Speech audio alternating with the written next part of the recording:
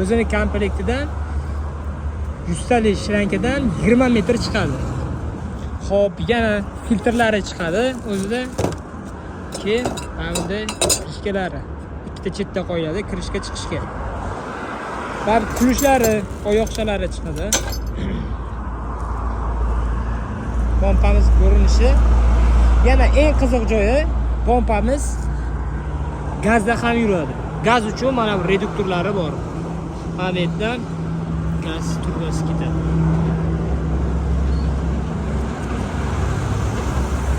Firmasining nomi Bau firmasida, o'zimizning firma.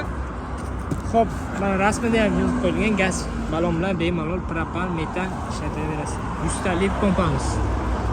Narxiga keladigan bo'lsa, agar shu videoni ko'rib turib like bosib kelganlarga mana shunda $220 dan ham yana o'tib beramiz.